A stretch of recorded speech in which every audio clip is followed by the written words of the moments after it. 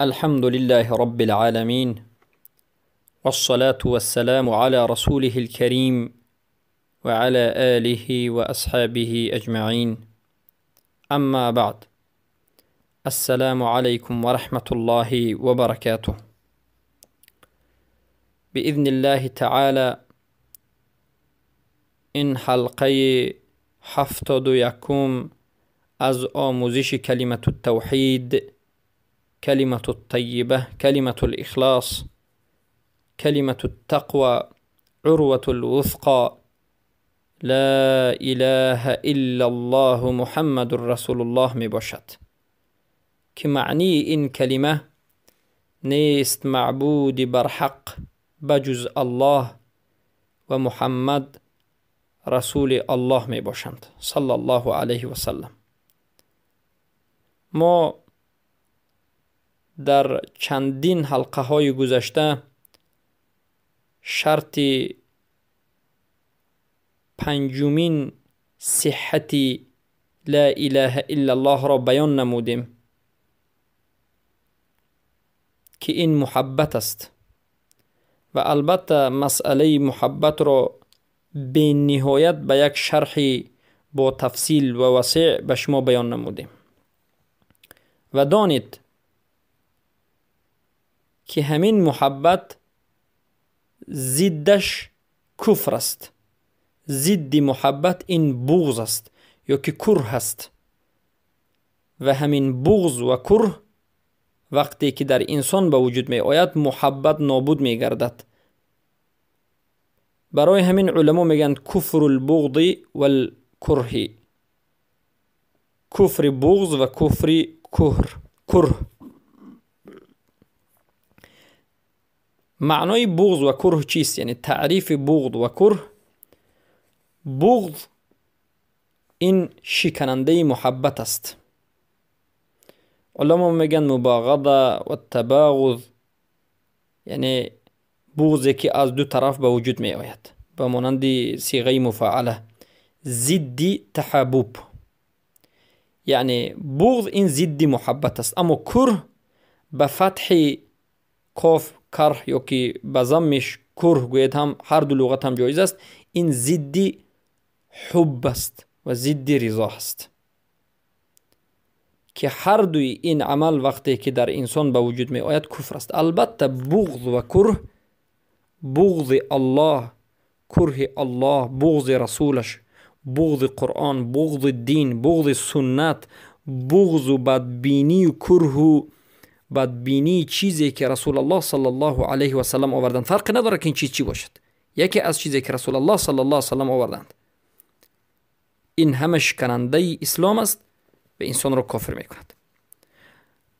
البته برای این که بغض و کره این شکننده محبت است و این کفر است، دلیل های از قرآن و سنت به نهایت زیاد است. اولا دلیل ها را از قرآن ذکر میکنیم که بغض دین و رسول و البته قرآن سنت این کفر است. چگونه که الله سبحانه و تعالی در سوره توبه آیه 48 ذکر میکند: اعوذ بالله من الشیطان الرجیم حتی جاء الحق وظهر امر الله وهم كارهون. تا که حق آمد و امر الله ظاهر شد و اما اونها این را بد دیدند، در حالتی که اکراه دارند، بد میبینند، بغض و عداوت به امر الله و حق دارند. که این آیت دلیلش اینجاست که الله سبحانه و تعالی در اینجا صفت کافران را نقل میکند و اینچون در سوره توبه میاد ولا ينفقون الا وهم كارهون. صفت منافقان است که نفقه نمی کنند مگرم در حالتی که نفقه کردن را بد میبینند. و کرهوا ان یجاهدوا باموالهم و انفسهم فی سبیل الله، و بد دیدند که در راه الله به پولهایشان و نفسهایشان جهاد بکنند. که این همه صفتهای منافقین و کفار است که در حالت نفقه کردن در دین الله بدشان می آید، در حالت جهاد کردن با نفسشان یا که با پولشون بدشون میآید. ذلك بانهم اتبعوا ما اسخط الله و کرهوا رضوانه. برای اون که میگه البته آنها پیرو شدند به اون عملهایی که الله سبحانه و تعالی در حق آنها را ناراضی میکند و بعد دیدن رضاگی الله را و کرهوا رضوانه فاحبط اعمالهم، به همین عملهایشون نابود شد. یعنی وقتی که آنها به عملهای پیرو شدند، به چیزی پیرو شدند که این ناراضگی الله بود و رضاگی الله را بعد دیدند، عملهایشون نابود شد. سوره محمد آیه 28 محمد صلی الله علیه و سلم. این آیت هم آشکار ضرورت میکند که بعد دیدنی رضاگی الله سبحانه و تعالی و بعد دیدنی چیزی از شریعت این کفر است، انسان را کفر میکند. و اینچنین الله سبحانه و تعالی در سوره محمد صلی الله علیه و سلم آیه 8 و 9 میگه والذین کفروا فتعصا لهم و اضل اعمالهم. آنانی که کفر ورزیده اند برای اونها یک ناامیدی و بدبختی است و عملهایشان نابود میگردد. برای چی؟ برای اینکه ذلک بانهم کرهوا، برای اینکه اونها بد دیدند ما انزل الله، آن چیزی که الله نازل کرد، یعنی قرآن و رسولش را. برای اینکه قرآن و رسول را بد دیدند کافر شدند و عملهایشان نابود شد. فاحبط اعمالهم. الله سبحانه و تعالی به این نمود انسان ها حکم کفر کرد و عملهایشان را حبطه و نابود شده اعلان کرد به سبب اینکه اونها مرتد شدند، به سبب بد دیدن، به سبب بد دیدنی دین الله سبحانه و تعالی. و این چونین الله سبحانه و تعالی میگوید در صفت منافقین، از صفت منافقین به ما نقل میکرد، میگه ذلك بانهم قالوا للذین کرهوا. یعنی منافقین هم عادتا کسایی هستند که بعضی از شریعت را دوست دارند و بعضی شریعت را بد میبینند، خصوصا حق را بد میبینند. لقد جئناكم بالحق ولكن اکثركم للحق کارهون. به تحقیق ما به شما به حق آمدیم، یعنی حق را آوردیم، حق را فرستادیم، ولیکن اکثر شما از حق کارهون هستید، یعنی حق را بد میبینید. سوره زخرف آیه 78. این هم صفت منافقین بود. صفت منافقین این است که حق را بد دیدن. بزرگترین حق این توحید است. منافقین توحید را بد میبینند. سبحان الله. و این چنین در سوره مؤمنون آمده است که بل جاءهم بالحق و اکثرهم للحق کارهون، بلکه برای آنها به نزد آنها رسول الله به حق آمد ولیکن اکثر آنها یعنی منافقین بر حق یعنی بد بیننده حق هستند. الله المستعان. سوره مؤمنون آیه 72 همچنین آمده است.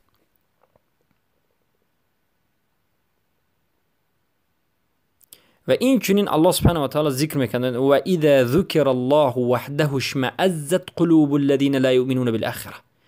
و زمانی که الله ذکر کرده می شود، یگانه الله نام برده می شود، ذکر کرده می شود، قلب های آنانی که به آخرت ایمان آورده اند برنج می آید، درد می کشد. و اذا ذکر الذين من دونه اذا هم استبشرون. و زمانی که غیر الله را نام برده می شود اونها خوشحالانه با چهره های گشاد قبول میکنن. سوره زمر آیه 45. سبحان الله. پس این آیات ها دلالت می کند که کسانی که الله را، رسولش را، کتابش را یا چیزی از چیزهایی که رسول الله آورده اند بد می بیند، سنت را بغض دارد، کره دارد، عداوت دارد، کافر می شود. و در حقیقت این یک امر بزرگ است. و البته در این مسئله سخنهای اهل علم از علمای اهل سنت و الجماعت هم زیاد است. امام محمد ابن عبدالوهاب رحمه الله در شکننده اسلام در کتاب خودشون نواقض الاسلام در پنجمین شکننده اسلام میگن من ابغض شیئا مما جاء به الرسول صلی الله علیه وسلم ولو عمل به کفر. هر کسی که ابغض بد ببیند، بغض داشته باشد به چیزی از آن چی که رسول الله صلی الله علیه و سلم آوردند، یعنی هر کسی که بغض و عداوت داشته باشد به یگان سنت رسول اکرم، به یگان چیزی که رسول الله از جانب الله آورده اند، گرچنده که عمل به همین چیز کندم کافر می شود. خودش یک عمل رو کرده شده است، عمل رو میگه که از سنت رسول الله است، از آورده رسول الله است، از دین است، از شریعت است، خودش عمل میکند اما بد میبیند، کافر است، به سبب بغضش کافر است. سبحان الله. ابن تیمیه رحمه الله شیخ الاسلام در کتاب صارم المسلول فی اقشات من رسول ذکر میکنند و میگند و یصدق بكل ما يصدق به المؤمنون لكنه يكره ذلك ويبغضه ويسخطه لعدم موافقة المراد ومشتهاه، ويقول أنا لا أقر بذلك ولا ألتزمه وأبغض هذا الحق وأنفر عنه، وتكفير هذا معلوم بالاضطرار من دين الإسلام والقرآن مملوء من تكفير مثل هذا النوع. ببینید هر کسی که تصدیق بکند به همه آن چیزهایی که مؤمن ها تصدیق میکنند، یعنی یک انسان مسلمان باشد تصدیق بکند شریعت رو، همه آن جایی که مؤمنان تصدیق میکنند تصدیق بکند، یگان جا رو نمانده تصدیق بکند، یعنی راست شمارد، لیکن بعد ببیند بعضی از حکم ها رو، چیزها رو و بغض و عداوت نسبت بعضی از چیزها حکم های شریعت داشته باشد به سبب آن که این چیزها موافق و مرادی خواست این انسان نیست. البته در شریعت بسیار مسائل است و حکم ها هست، امرها هست و نهی ها هست که به بعضی از انسان ها به خواستش، به مرادش، به شهوتش راست نمی آید، موافق نمی آید. پس این انسان گرچنده که تصدیق می کند اما بدش می آید، از این حکم شریعت بدش می آید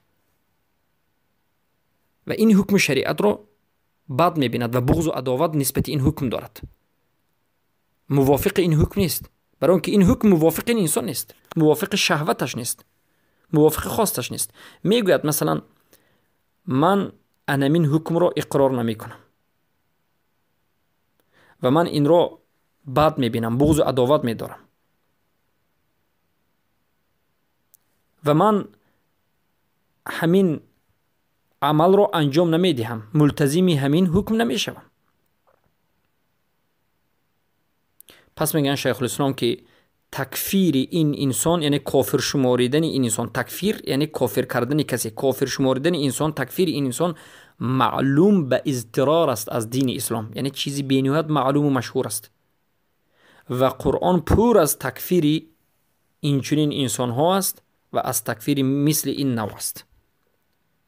سبحان الله. پس کسی که عمل کند به یک چیز اما بدش آید، این چیز رو قبول نکند، دوست ندارد، این کافر است.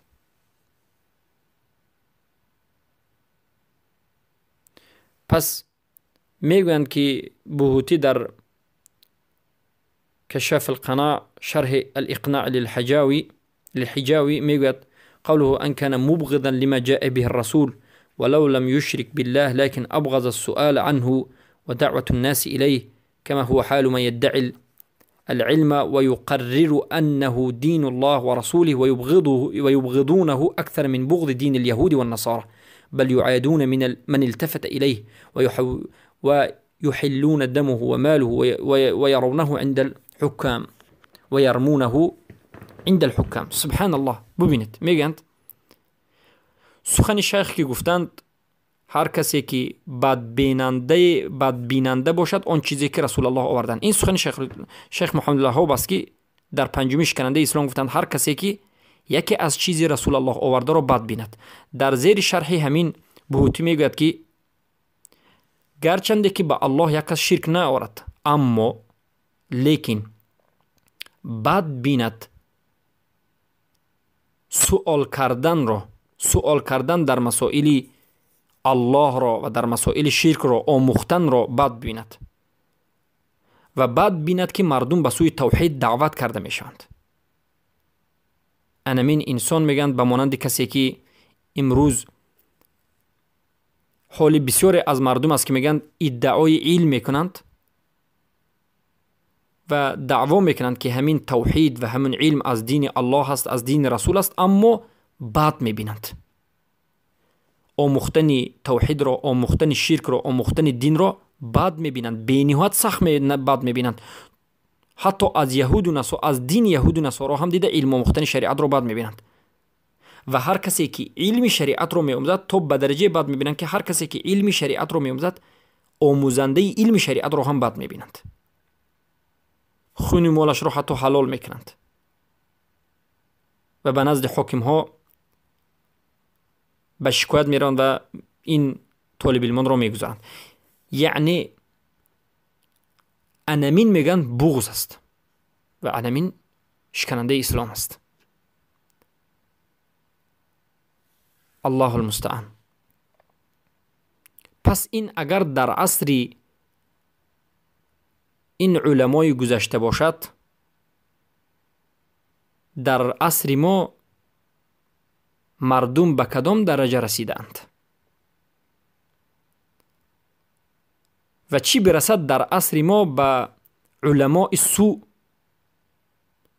که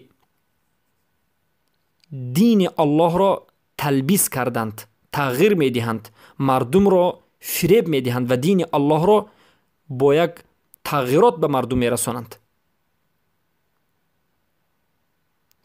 و مردم را از آموختن توحید، از پیرو شدن به رسول اکرم صلی الله علیه وسلم باز می دارند و نشر توحید را باز می دارند. و فتواهای امروزه اکثر این مفتیاتی که یا علماهایی که در زیر طاغوت ها کار میکنند، فتواشون موافق خواسته یهود و کفار است و اهل صلیب است. سبحان الله. ابن بطه رحمه الله در کتاب ابانه میگن که لو ان رجلا آمن بجميع ما جاء به الرسول إلا شيئا واحدا كان يرد ذلك الشيء كفر عند جميع العلماء. در کتاب ابانه که البته ابن بطه که از علمای متقدمین هستند میگویند اگر یک مرد ایمان بیارد به تمام به جمیع آن چیزی که رسول الله صلی الله علیه و آله آورده اند مگرم یک چیز را قبول نکند و رد کند و به همین عملش کافر شده است در نزد تمام علما. پس برادرانم و خواهران موحدم، بارک الله فیکم، از این گفته ها به شما معلوم گشت که انسانی که یک چیزی که رسول الله آورده اند، یک امر، یک نهی، یک سنت که رسول الله آورده اند بد میبیند، بغض دارد، کره دارد، گرچنده که عمل میکند، این انسان کافر است و مرتد است به اجماع علما. اما امروز مرجعه عصر که الله خارشان بکند کوشش میکنند که این احکام را مردم نفهمند، کوشش میکنند که این سخنهای علما را تعویل و تحریف کنند و کوشش میکنند که دشمنان الله را مسلمان نامند و کوشش میکنند که مرتدان و کسانی که نه فقط یک حکم هزارها حکم الله را رد میکند این را ولی الامر مسلمان میدن. امروزه حکام دموکراتیک خودشون را مسلمان میگن. این حاکم های دموکراتی، پرزیدنت های دموکراتیکی خودشون را مسلمان میگن، بعضش حج میکند، روزه هم میدارد، بعضش نماز میخواند، اما حکم دموکراتی میکند.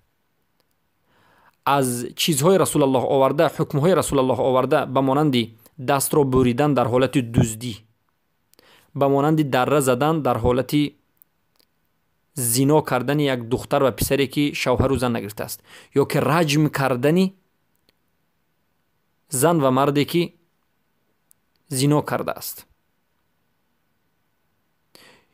یا که کشتن انسانی که لیواطه شده، لیواطه باز است، لوطی هست، یا که و غیره و غیره و غیره از حکم هایی که الله سبحانه و تعالی صراحتا آشکارا در قرآن نازل کرده است، همه اینها را رد میکند. نه فقط رد بلکه بغض و عداوت دارد، میگد که این از ما نیست، این وحشت است، این وحشانی است، این از قوم بیگانه هست، یا که این حکم های قدیم الایام است، امروز عصر 21 است. عمومی این گپ هایشون و سخن هایشون باز میگردد به بد دیدن حکم الله. نه فقط این حکم ها را، حکم های عادی را هم اینها بد میبینند. حرام شدن شراب را هم بد میبینند، حرام شدن زنا را هم بد میبینند، حرام شدن ریبا را هم بد میبینند، پرستین خوران بد میبینند. اگر به این عادتاً که امری درونی است کم اعتبار بدیم، آشکار میبینیم که حجاب را بد میبینند، حجاب را بد میبینند. امروز در کوچه های تاجیکستان، در کوچه های ازبکستان تا به نزدیکی میگشتند مردم و تاجیکستان امروز میگردند، در بدر میگردند قسم به الله و میگویند هر کسی که حجاب پوشیده است جریمه میکنیم، یک بار تنبیه، جریمه و بعد از این حبس میکنند. حجاب پوشان را میبرند به ناموسش تجاوز میکنند. به خاطر چی این همه حرب، این جنگ؟ به خاطر اینکه همین حکم الله و رسولش را که حجاب پوشیدن و ناموس است بد میبینند، ریش ماندن را که سنت رسول الله است بد میبینند، میتراشند. برای آنها هیچ ضرری نآورده است، هیچ ضرری نیست، فقط اونها بد میبینند، از این عمل ناراحتند. ناراحتی از بدبینی به وجود میاد. از حکمهای الله، از توحید الله، از عبادت الله بدشان می آید. از ندای از آن بدشان می آید، بدنشان می لرزد، چگونه که آتاتورک لعنت الله علیه بدش می آمد.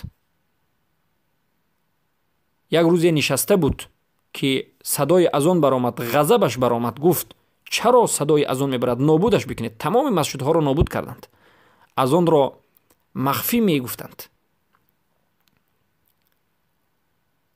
آتاتورک و شاگردان آتاتورک امروز علمانی ها از تمام نمود شعار اسلام بدشان می آید و باز اینها خودشان را مسلمان میگن، هیچ مسلمانی ندارن، اینها مرتدند. چگونه که شیخ محمد ابن ابراهیم ابن عبداللطیف ابن عبدالرحمن ابن حسن ابن محمد ابن عبدالوهاب شیخ ابراهیم محمد ابن ابراهیم میگویند ای مسلمان ها، شما هیچگاه انتظار نشوید یا گمان نکنید که یک نفر کافر به بالای شما می آید و میگوید که ای مسلمان ها کافر شوید، از همین روز بعد شما باید کافر شوید. این واقعه این چنین هیچگاه نمی شود. میگند کافر شما را این چنین گمراه نمی کند، شیطان این چنین شما را گمراه نمی کند، بلکه کافر و شیطان از درون شما یک منافق را، یک مرتد را انتخاب می کنند و به واسطه همین منافق اعتقادی مرتد شما را گمراه میکنند. یعنی یک انسان را از درون خود مسلمان ها میگیرند، انتخاب میکنند که این نماز میخواند، این من خودم را، یعنی این خودش را مسلمان میگد، حج میرود، اما به حکم غیر الله حکم میکند، حکم غیر الله را افضل میداند، حکم غیر الله را مناسب همین زمان میداند، حکم الله را قدیم شده میداند، حکم الله را تشدد و سختگیری مینامد و از دیگر چیزهای رسول الله آمده بدش میآید و آهسته آهسته شما را به نام اسلام گمراهتان میکند.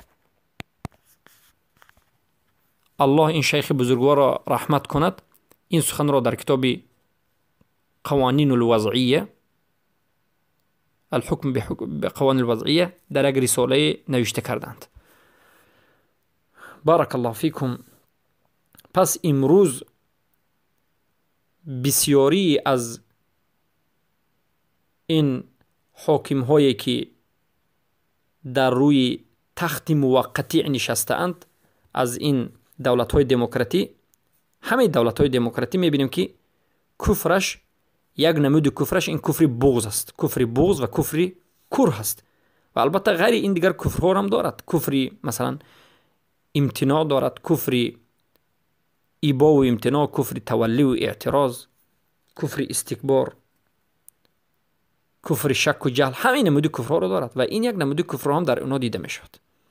اما افسوس که امروز مرجعه العصر با اکثر مردم تاثیر کرده اند و این بدبختان و مرتدان رو ولی الامر خوندن. البته اینها هیچ ولی الامر نیستند، اینها مرتدانند و هر کسی که اینها رو ولی الامر میگه اینها مرجعه اند، مرجعه عصر حاضر. الله خارشان کند. ولی الامر مسلمان کسی است که مسلمان باشد و به حکم الله و رسولش حکم بکند.